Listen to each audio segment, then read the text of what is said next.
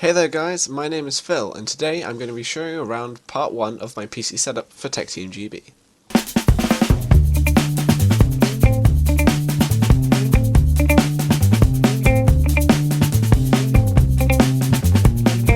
So today, in part 1, I'm going to be showing you around the internal components that I use to actually build my computer. This is one that I've custom built myself. I built it about a month ago, bought it all off Amazon for about £950, and I'm very happy with the results. Not everything in it is perfect, but this is my first build, and there are going to be some mistakes in it, but I will take you through all the parts and what I like and what I don't like. For the case, I chose the Sharkun T9 Value Edition with white fan LEDs. I know it's kind of a crappy kind of choice, but I personally quite like it. Many people in reviews and other videos have said they find this case quite awkward to work with.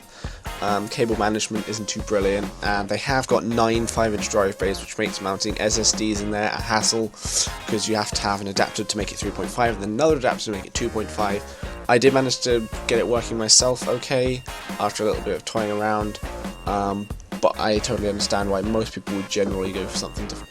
For my motherboard, I went for the Gigabyte Z87D3HP because I really wanted a Haswell processor, but I also needed a fairly cheap board that had a lot of USB ports because I have loads of peripherals I need to plug in, and it did exactly what I needed at a great price. I know a lot of people question me as to why I didn't go for Asus, and yes, there have been some stability issues, but the Z87 chipset is very much still in its infancy. A lot of the boards have had similar problems, so I am not going to vote it down just for that. All in all, it's been pretty good, but I have had a few issues with it, but hopefully Gigabyte will fix these in a future update. For my CPU, I went for the Intel Core i5-4670K, and I'm in love with it. It is a really good processor. It overclocks to 4.2 GHz with stock cooling, and even without touching the overclocks or anything, it turbo boosts to 3.8 GHz when you need it. And for the price, I would always go for Intel, unless I had a very tight budget, in which case AMD do offer a little bit better value at the lower end. Memory-wise, I'm rocking 16GB of Corsair Vengeance low-profile RAM. That's running at 1600 MHz. I haven't been tempted to overclock it because honestly, I don't need it. It's really overkill for me, unless sometimes I do run some game servers on it, but 16GB for most people is kind of overkill unless you are doing more multitasking than humanly possible. Yeah, it's just nice to have it there, really. In storage terms, I have a SanDisk 256GB Ultra Plus SSD as my boot drive. I don't really need to explain this. 10-second boot times, nearly instantaneous program launching. It's a no-brainer. I'm really loving it. For my files, I have a Western Digital Caviar Green 3TB hard drive, which I've yet to fill, but that time will come. Both these drives have proven reliable so far, very fast read speeds. Even though a hard drive, it performs better than some hard drives I've had in the past, and I would recommend both for any build. For graphics, I have been blessed. This is probably my favourite component in the whole computer, with my glorious Sapphire Radeon 7870 Dual X OC GHz edition, with 2GB of DDR5 RAM, and what can I say? I've got 2 monitors running off it beautifully, and I would buy it again.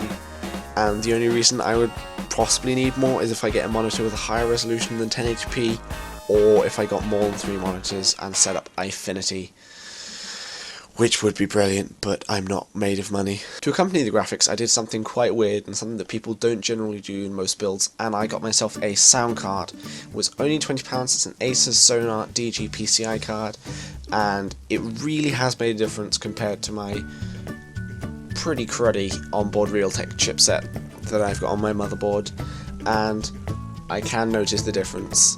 I know it's sort of hard to review and show you guys without taking you into my room and putting you in the position, but honestly, both headphones and speakers, it helps a bunch. Now, I know Ethernet is ultimately the champion when it comes to connecting to the internet, and I would love to have an Ethernet cable running from my computer to our router. Unfortunately, my mum is not a fan of me drilling holes in the house and running the cables through the walls, so I had to get a TP-Link, what's the model number? WN951N wireless adapter. It's a PCI card, and it goes just below the sound card in my setup, and it's been really good. I honestly haven't noticed much different between Ethernet performance I've had in the past versus this. To power all this, I have a Corsair Build Series CXM 600W modular power supply. Corsair are brilliant for good value and good performance. Any future builds, I'm definitely going to be sticking with them unless I have the budgets for some of the nicer ones from other brands. The modular nature of the PSU was brilliant for cable arrangement when I was building it, and it means I could only plug in what I needed. I'm sure most people know that is what modular means, and it's been very reliable. Haven't had any power cutouts, haven't had it overloaded or anything. It truly is a really good power supply. That pretty much rounds off most of the components I have, actually. Sorry if that was a little bit rambly, but yeah, that was a very quick look around my PC.